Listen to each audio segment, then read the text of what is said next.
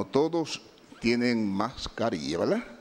El juez, para que puedan escuchar lo que va a decir, hacer más fácil la audición, por eso se está quitando la mascarilla, porque creo que no debo tener tanta mala suerte que salte un coronavirus que violente la mascarilla de usted y que venga precisamente donde mí. Aunque, como dicen que a veces, cuando uno está de mala suerte, dice que se cae de espalda y se rompe la boca. Miren, yo les decía, y ojalá que esto sirva para una próxima ocasión, de que el Ministerio Público, cuando tenga casos de esta naturaleza, traiga de manera puntual las imputaciones a cada persona y que se le haga comprender a cada uno de qué se le acusa. Porque si ustedes ven cómo se conocen las medidas de coerción, y yo he visto medidas de coerción en Estados Unidos, ustedes ven que llega el fiscal y le dice: mire, magistrado, al imputado fulano de tal se le encontró con droga o cometiendo tal infracción. El imputado habla o habla el abogado, hace su pedimento y el juez decide, porque el juez ahí no tiene capacidad. Yo no tengo ni estoy en condiciones de fajarme a discutir si el Ministerio Público me está mintiendo o no me está mintiendo. Ahora, el Ministerio Público está prevalido de un principio de buena fe. El juez supone que el Ministerio Público actúa en esa dirección. Como cuando un policía me dice: mire, magistrado, le ocupamos un arma de fuego a fulano de tal. El juez no puede decir si eso es mentira o eso es verdad, pero el juez tiene que creer que ese agente de la policía levantó un acta de registro y certifica que le ocupó esa arma de fuego a ese ciudadano.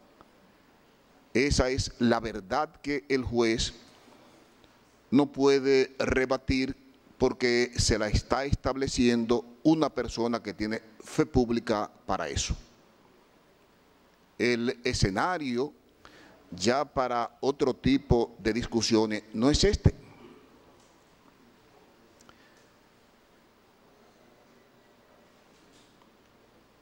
Es una discusión, hubo una discusión muy interesante respecto a la tipicidad.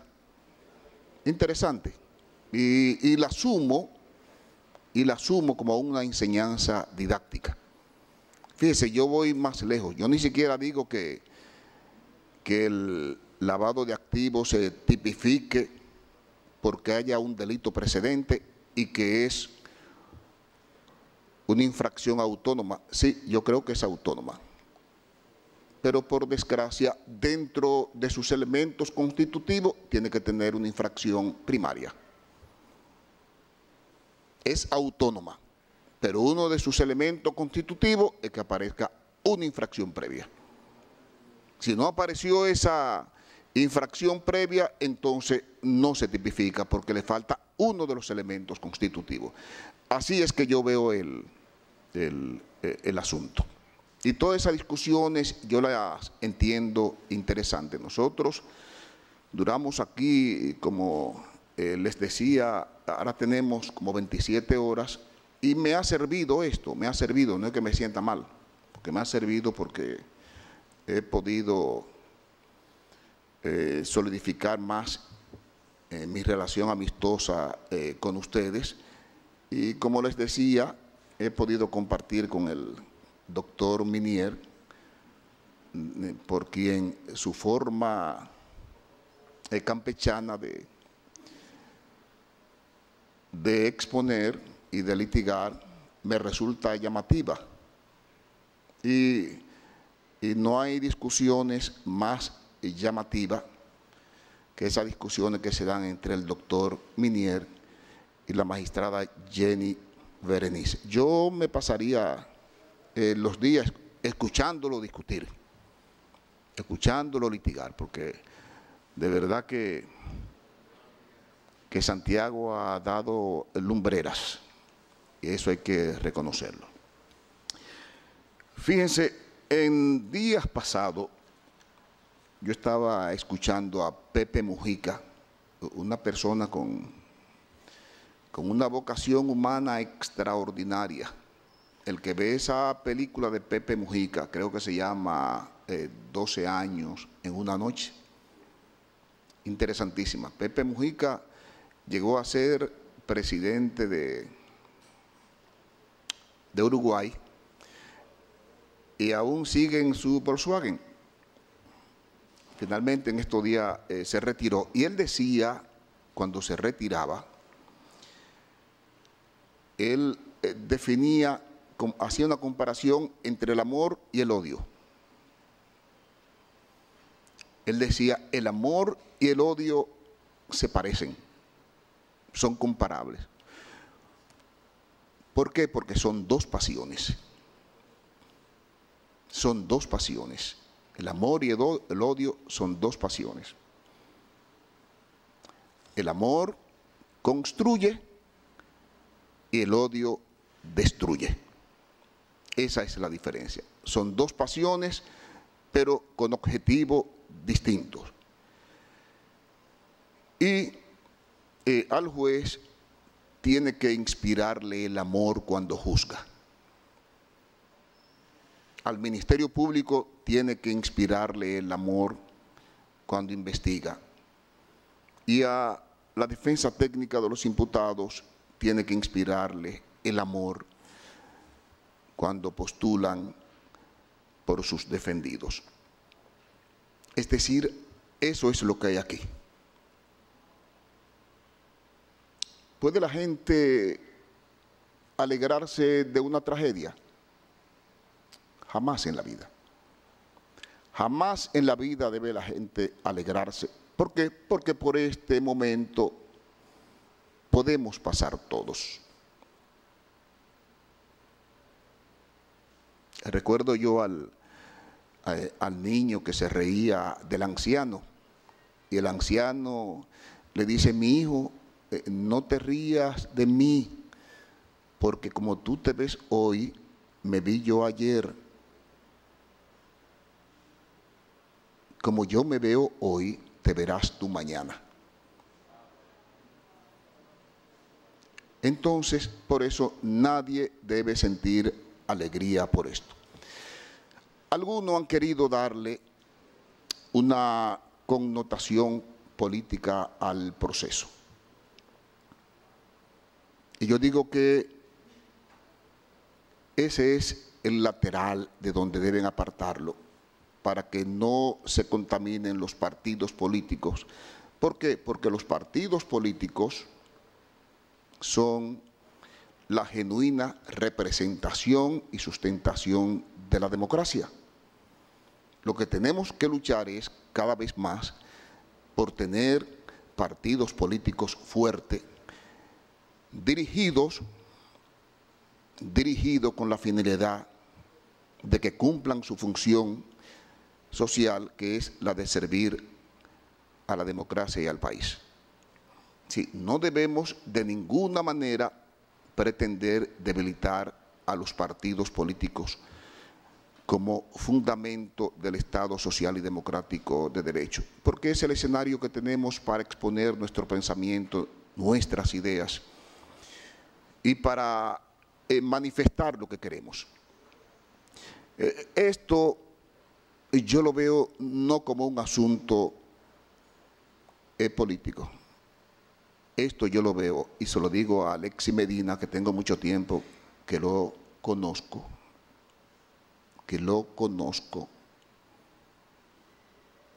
como un mal pago familiar que nunca debió haber sido. En una ocasión Alexis vino aquí con un problema y me consultó. Y si él no me deja mentir, yo le dije a Alexis, deja eso así. ¿Y sabe por qué le pedí que dejara eso así? Yo decía, mira, tú eres hermano del presidente de la República. Tú eres hermano del presidente de la República. Y a veces uno, aún teniendo razón, tiene que dejar pasar cosas. Hay una tienda de repuesto ahí en la carretera Sánchez, no recuerdo cómo se llama, está en el 7,5. A mí se me dañó el motor del carro y fui y compré un motor. El motor salió dañado. Cuando voy, el carro sin motor, se comunica el mecánico con el señor comenzó a saltar y a brincar y me mantuvo dormido y no cumplió ni con repararme el motor ni con reponérmelo. Tenía un amigo que me decía, somételo, ponlo en una querella. Y tuve la intención de ponerle una querella. Después reflexioné y dije, bueno, si vengo y le pongo una querella aquí en el Palacio y lo mandan a buscar preso, él va a decir que eso se está haciendo porque yo soy juez. Y esas son de las limitaciones que tenemos nosotros cuando tenemos funciones públicas o cuando tenemos familia que ocupan posiciones cimeras en el Estado. Digo que es algo familiar porque, si ustedes no lo saben, Alexis Medina, que es el hermano más chiquito del expresidente de la República, el más pequeño, ha sido la niña linda de él. La niña linda del presidente, y eso lo sabe su hermana. Que el expresidente de la República ha sentido una debilidad extraordinaria por su hermano. Y el propio expresidente siempre fue cuidadoso. Y yo soy testigo de eso. Siempre fue cuidadoso y mantuvo a Alexis a distancia. Lo mantuvo a distancia. Por eso le digo que no es un asunto que, aunque quieran asumirlo de manera política, no se trata de eso. Se trata de una falla familiar en que una persona, no sé si por inmadurez o por lo que sea, desconoció que su hermano ocupaba una posición y que eso lo obligaba a él a mantener una postura que no pudiera, diría yo, atollar al gobierno de su hermano.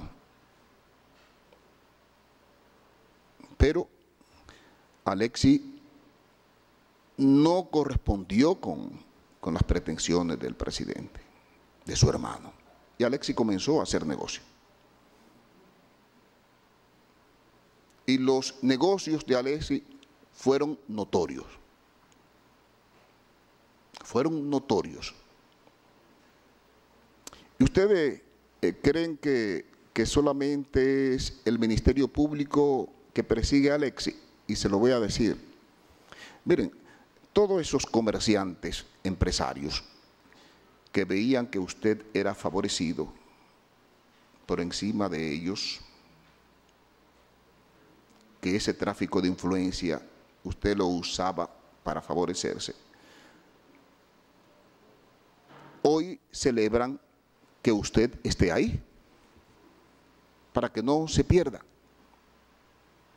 Cuando yo le decía al presidente de la República, a raíz de una entrevista en el Consejo Nacional de la Magistratura, era que le decía, como señor presidente, cuídese del poder. Y se lo decía porque yo tengo mucho tiempo que aunque no participo en actividades políticas, sí observo. Vengo trabajando desde el año 1975, comencé a trabajar en Radio Popular. Me tocó ver cuando el presidente Balaguer fue derrotado y me tocó ver al presidente Balaguer caminar por el Mirador, acompañado de Bello Andino, Pérez Bello y otra persona en una ocasión. Caramba, yo decía, ¿y cómo puede uno pensar que una gente que era tan querida, hoy camine de forma tan solitaria? Después, el 4 de julio de 1982, tuve que vivir, y esa información la difundí yo en Radio Popular, siendo yo locutor, cuando el presidente Antonio Guzmán se quitó la vida. La soledad. Pero más penoso para mí fue ver cómo murió el doctor Salvador Jorge Blanco. Una persona que yo recuerdo que trabajaba yo para Radio Popular e iba a cubrir todos los lunes su visita a las 7 de la mañana al Consejo Estatal del Azúcar. Y después el doctor Jorge Blanco, con tantas personas a su lado sirviéndole, termina muriendo solo porque se cayó de una cama, sin ni siquiera una persona que lo agarrara para evitar esa caída. Cuando había tanta gente a su alrededor que lo aclamaban y se reían de cualquier chiste que hicieran. Porque cuando uno está en el poder, el chiste más agrio que uno haga despierta muchísimas carcajadas. Y uno llega hasta a creerse que uno nació para ser cómico, hacer drama, porque la gente se ríe de todo. Y es así, el poder es así. Mira, Alexis, y es la percepción que yo tengo, cuando se habla de funcionario, yo creo que Alexis mandaba más que los funcionarios. Mandaba más que los funcionarios. Esa es la percepción que yo tengo. El doctor Freddy Hidalgo, que duró poco tiempo en salud pública, al doctor Freddy Hidalgo, y que me perdone, yo entiendo que es un tonto poco útil. Un tonto poco útil, porque si hubiera sido de mayor utilidad, se queda a sus 8 años ahí en salud pública. Pero el doctor Hidalgo no tenía la utilidad necesaria que se requería para el tipo de negocio que se estaba haciendo con salud pública, luego con la OISOE, con FONPER. Miren, aquí se discute si coalición de funcionarios o no.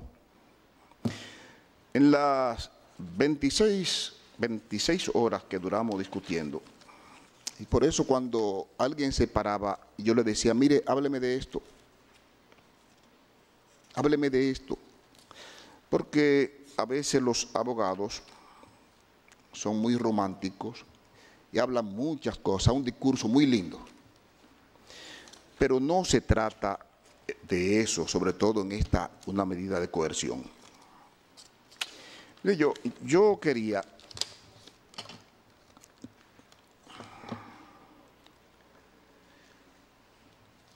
aquí dice el Ministerio Público que hasta ahora yo debo creer eso porque esta es la verdad que yo tengo.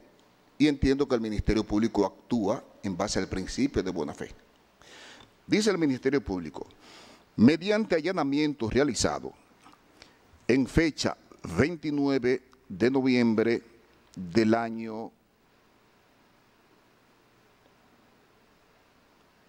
2000, 20, aproximadamente a las 3 antes meridiano, en el apartamento número T3, 29-A, 29º nivel, Torre Malecón Center, ubicado en la avenida George Washington, sector Ciudad Universitaria, Distrito Nacional, lugar donde tiene su domicilio y residencia el imputado Juan Alexis Medina Sánchez, fueron ocupadas evidencias relativas al contrato por el monto total de $1.450.000 conforme autorización del despacho DAC-30 número 00001033 del 7 de noviembre de 2018, suscrita por el director general de la OISOE, coimputado Francisco Pagán Rodríguez, dirigida al coimputado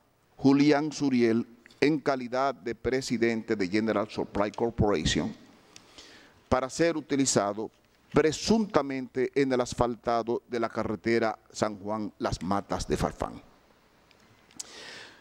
Para esta transacción se elaboró la factura proforma 2018-58 emitida por General Supply Corporation del 31 de diciembre de 2018, facturado a la Oficina de Ingenieros Supervisores de Obras del Estado, OISOE, por la cantidad de 500.000 galones de cemento asfáltico AC-30. En este allanamiento se ocupó una hoja que se titula Operación AC-30, Cuentas por Pagar, con fecha del 2 de septiembre de 2020, donde se hace constar sobre este producto que la cantidad despachada por nosotros con conduces firmados es de 500.000 galones, pero despachado real por General Supply Corporation son 166.000 galones, reflejándose como diferencia por despachar la cantidad de 333.500 galones, equivalente a un 66% pendiente de entrega, por lo que se trató de una estafa. A mí no me interesa ahí saber si Alexis es funcionario, si cae dentro de la categoría de coalición de funcionarios, porque eso no es tema de este escenario. Ahora, el Ministerio Público me está diciendo aquí lo que pasó. Y si eso pasó así, como dice el Ministerio Público, entonces efectivamente hay una estafa. Y si el director de la OISOE sabía que eso pasó así, entonces yo diría que también él se prestó a esa estafa. Usted podrá llamarle desfalco como usted quiera. Usted podrá llamarle asociación de malhechores como usted quiera. Pero ahí está.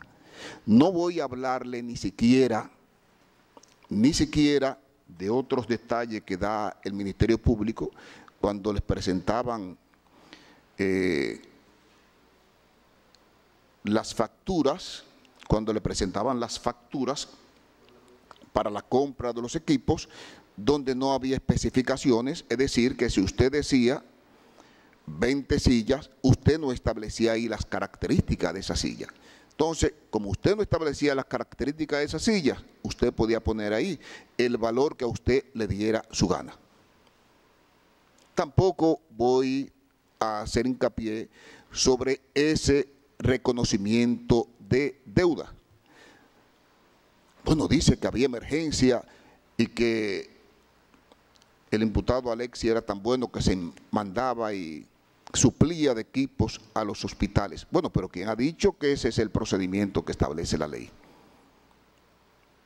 Pero ustedes me van a decir a mí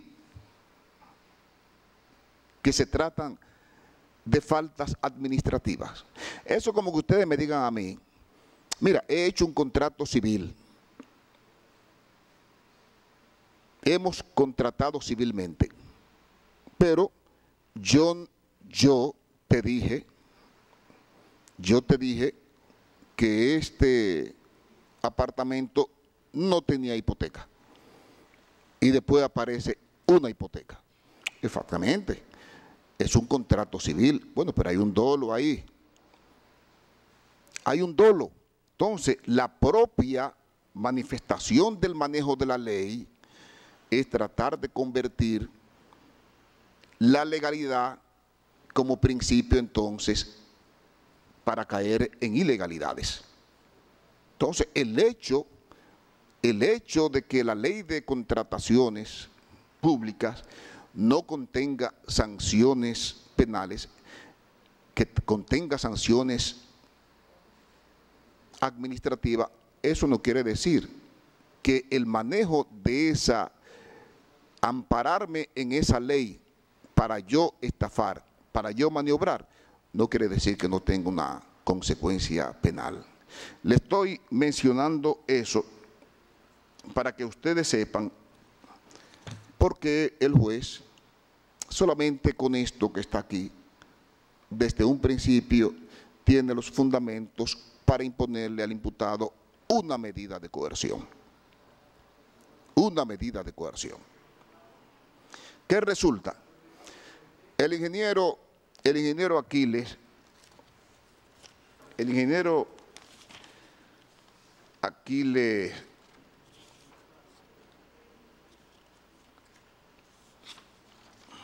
Alejandro Christopher Sánchez, a quien llevó al OISOE el señor Pagán como su asistente.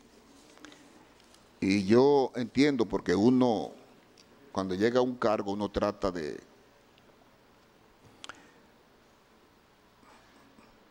buscar el concurso y cooperación de la gente que son amigas de uno y que uno entiende que tienen valores y que tienen conocimientos. Fíjense lo que me dice el ingeniero Aquiles, que tenía la función de fiscalizar.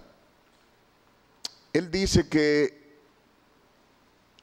en los equipamientos de los hospitales, él no tenía que ver con que se ubicaban pagos de equipos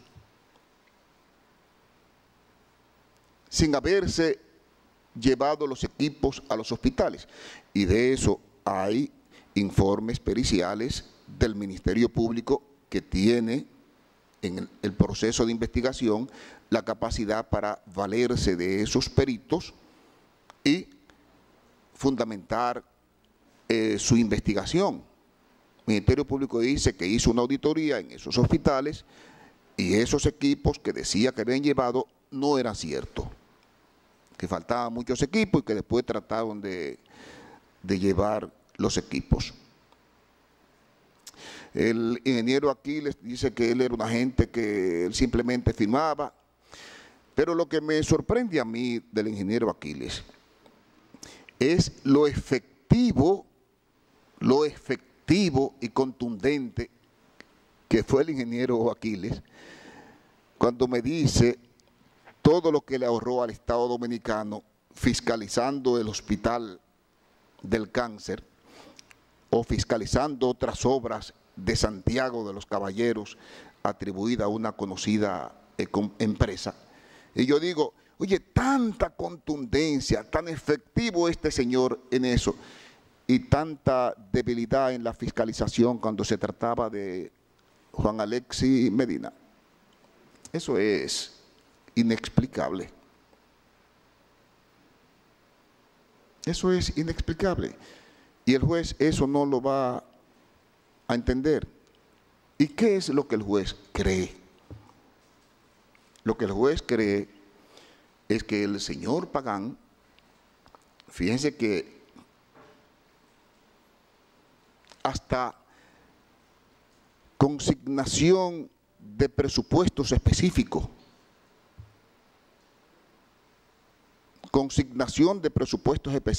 que le correspondían a otras instituciones, se la llevaron al señor Pagán porque era el más arretado de todo. Otros no se atrevían a hacer eso, pero el señor Pagán sí. Dice Alexis, yo lo felicito porque yo tengo amigos que tienen con deudas públicas 5 o 6 años. Pero la suerte de Alexis es que él tuvo amigos que le saldaron esa deuda pública lo más rápido posible antes de que se fuera el gobierno. Y la pregunta que yo me hago es, ¿y si hubiera sido yo?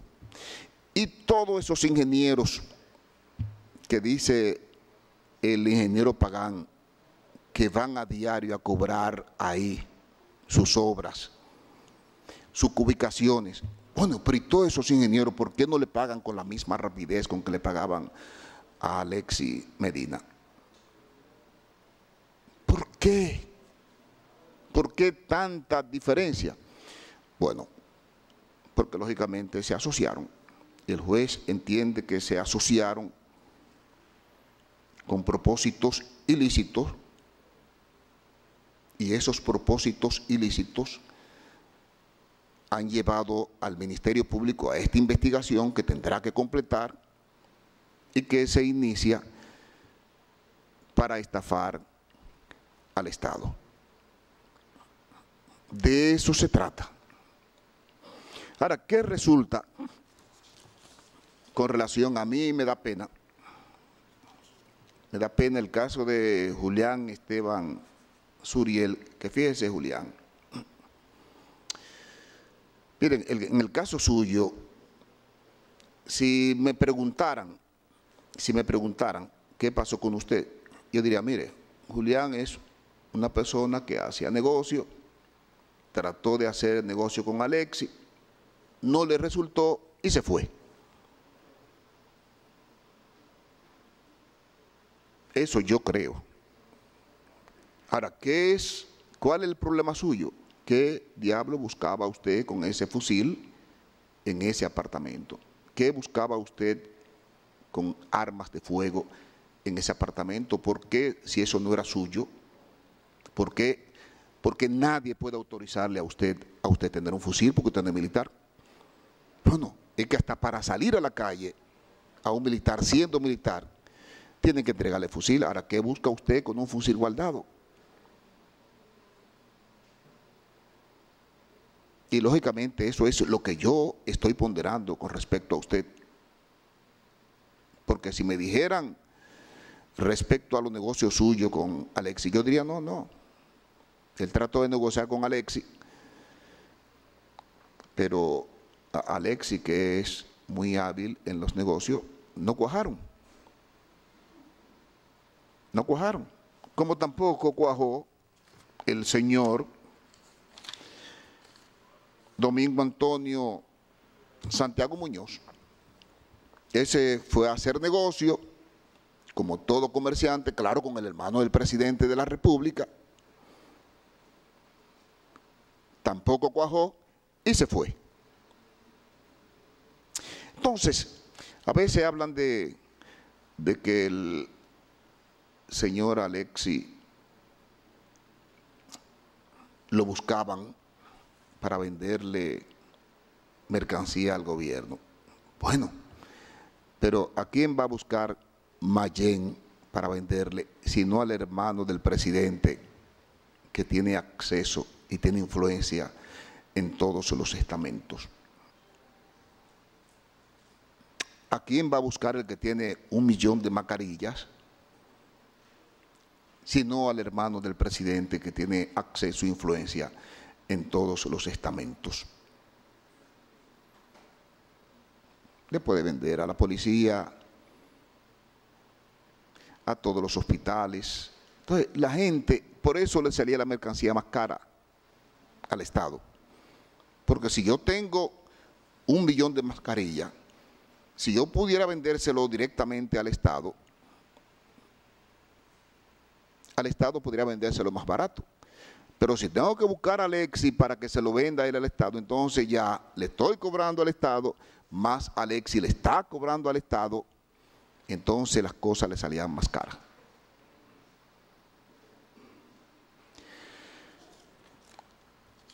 José Dolores Santana Carmona, que era quien yo le decía que él no sabía que era tan rico.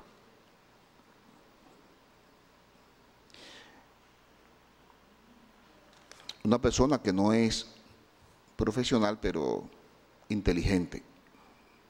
Tuvo la oportunidad de encontrarse con el presidente, con el hermano del presidente y lógicamente que él le sirvió, él le prestaba su nombre, firmaba cheque, aparecía con acciones de 50% en compañías multimillonarias, pero a resumida cuenta, quizás lo ponemos con la cabeza para abajo y los pies para arriba y lo sacudimos y posiblemente no bote un centavo del bolsillo, porque ganaba un sueldo.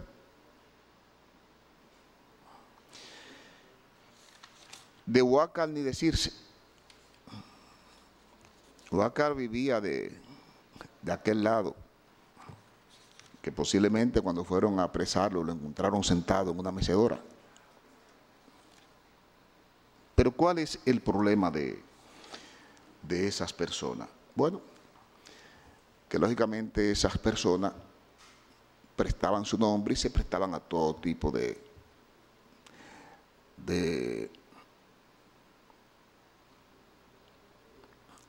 complicidad para complacer al señor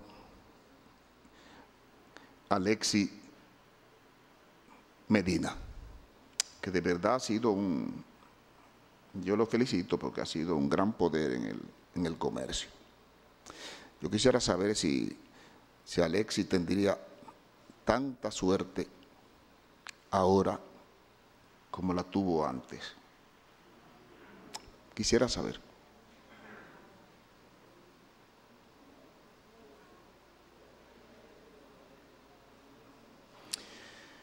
Bien, mire, aquí está la hermana del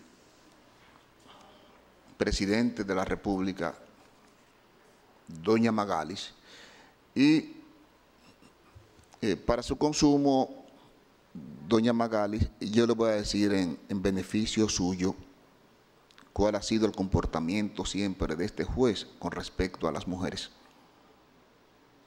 El juez ha sido siempre muy medido en el trato que le dispensa a las mujeres. ¿Por qué? Porque al sacar a una mujer de su casa,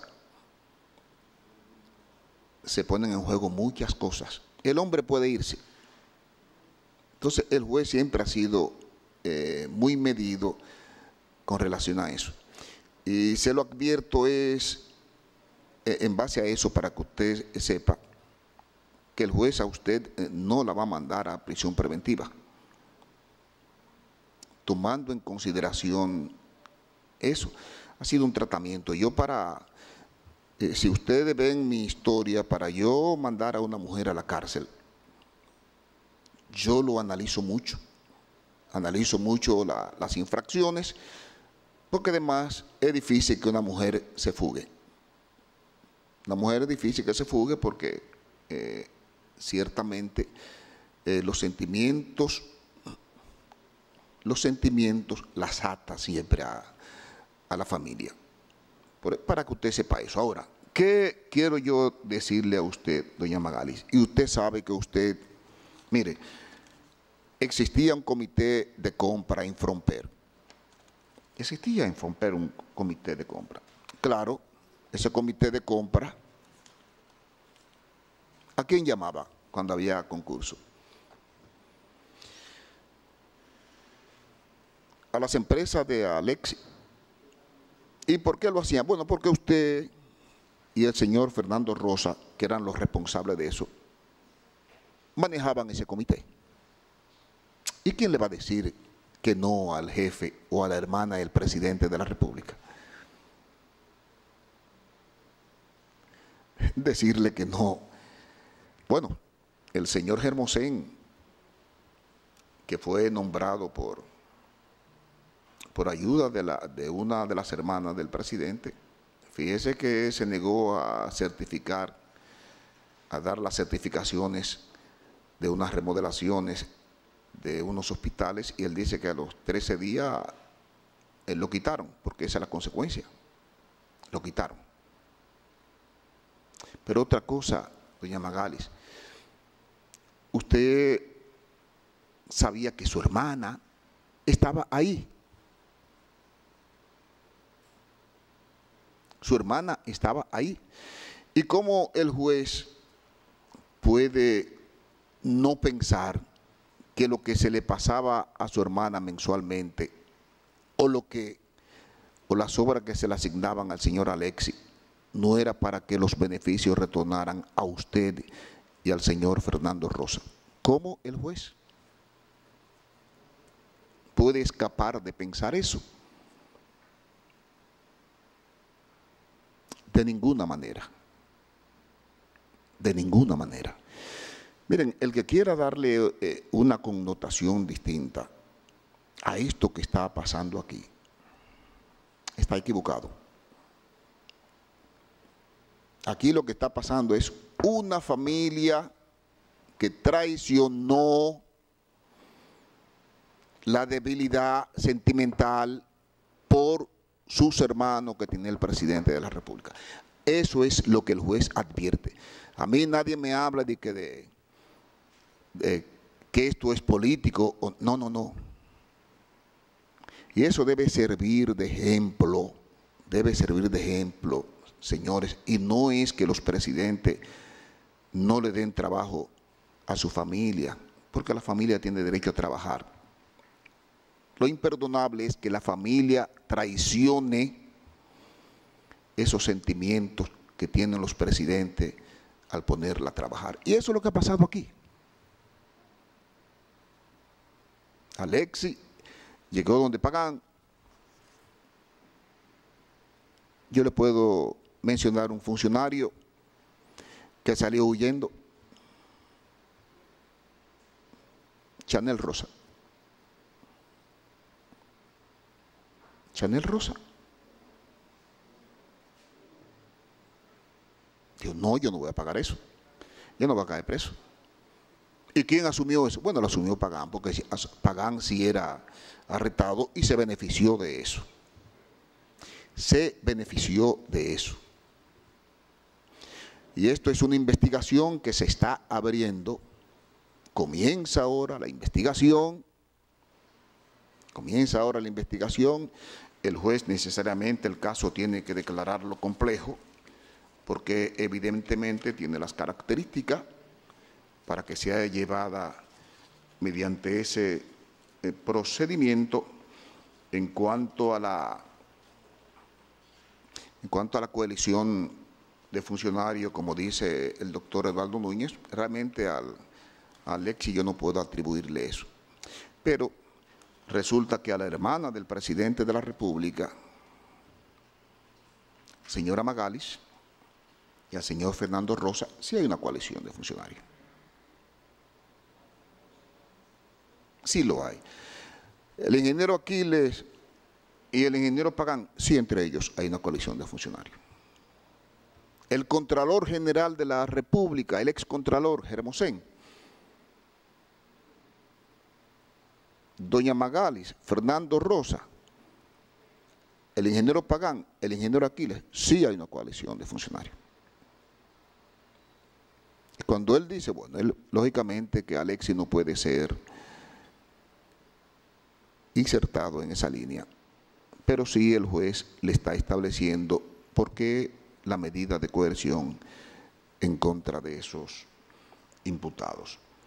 Siendo así, ¿qué el juez entiende? Mire, Juan Alexis Medina Sánchez, Francisco Pagán Rodríguez, Aquiles Alejandro Christopher Sánchez, el juez entiende que hay mérito suficiente para que ellos vayan a cumplir prisión preventiva por 3 meses. 3 meses.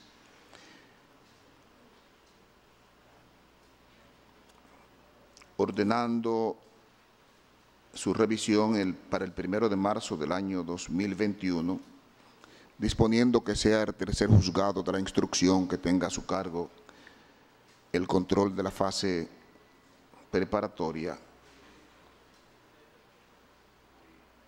y ordenando a la vez que los imputados cumplan esta medida en el CCR San Cristobalense, tal y como era solicitado el Ministerio Público, que es una cárcel del nuevo modelo penitenciario. Con respecto a Julián Esteban Suriel Santos, José Dolores Santana, Carmona Huácal Bernabel Méndez Pineda, el juez también está ordenando prisión preventiva.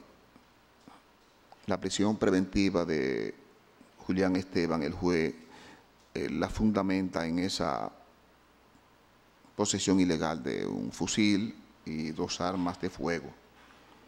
José Dolores Santana, Carmona Huácal Bernabé Méndez Pineda, el juez está dictando en su contra la prisión preventiva porque permanecer ellos en la calle evidentemente que puede contribuirse a que los imputados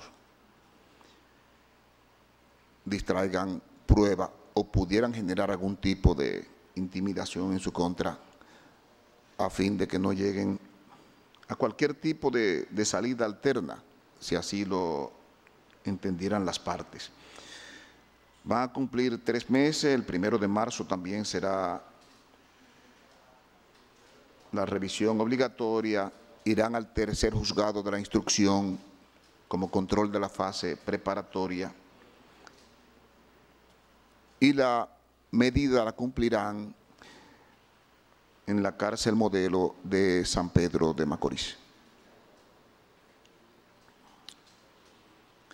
Contra Fernando Rosa, el juez también está dictando 3 meses de prisión preventiva. Irá a la cárcel CCR San Cristobalense. El 1 de marzo, el tercer juzgado de la instrucción le conocerá medida de coerción, la revisión de la medida de coerción. Con relación a la señora Carmen Magalis Medina Sánchez y los señores Lorenzo Wilfredo Hidalgo Núñez, el juez entiende que debe colocársele a ambos un localizador electrónico y someterse a la vigilancia presencial dispuesta por las autoridades correspondientes. Digo la vigilancia porque si hubiera algún tipo de controversia con la compañía de los brazaletes, entonces el Ministerio Público podrá usar esa vigilancia. Si no hay problema, entonces el Ministerio Público podrá prescindir de esa vigilancia y solamente dejarle su brazalete electrónico. Esa medida ya la cumplirá por 3 meses de arresto domiciliario, tendrá impedimento de salida del país y deberá pagar una garantía económica de 10 millones de pesos mediante contrato. Igual medida cautelar el juez está dictaminando, está imponiéndole al doctor Freddy Hidalgo, deberá pagar 10 millones de pesos mediante contrato, se le impondrá un localizador electrónico y una vigilancia presencial. Sí, en el transcurso, la controversia que hay respecto a la empresa colocadora de los brazaletes, se resolviera entonces la vigilancia presencial, vuelvo y reitero, se dejaría sin efecto. Con respecto al imputado Rafael Antonio Germosén, que es el ex Contralor General de la República, el juez le está ordenando la colocación de un brazalete electrónico y una vigilancia presencial, reiterándole la misma decisión de que si en el transcurso se resuelve la controversia entre la compañía que coloca los brazaletes y la Procuraduría, entonces se retiraría la vigilancia. Tiene impedimento de salida del país y tiene arresto domiciliario el excontralor general de la República.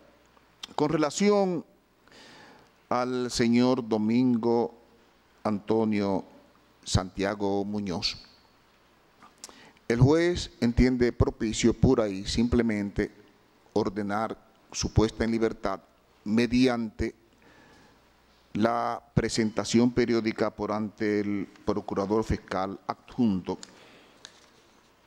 que tiene a cargo la presente investigación. ¿Qué ha considerado el juez? Bueno, el juez ha examinado los documentos preparados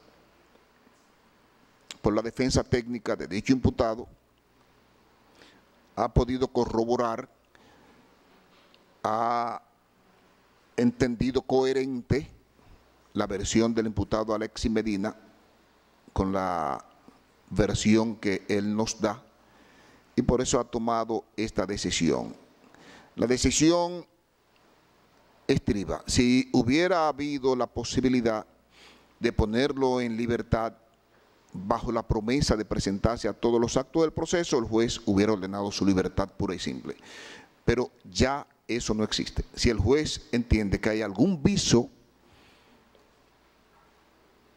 que genere una investigación, tiene que imponerle una medida cautelar, aún sea sencilla, para atarlo al proceso. Ya el Ministerio Público decidirá en el transcurso de la investigación si arriba a un acuerdo con él, si presenta acusación o cualquier acto conclusivo al respecto. Quiero darles a todos las gracias por permitirme, señores, conocerle y compartir con ustedes. Que tengan una feliz noche.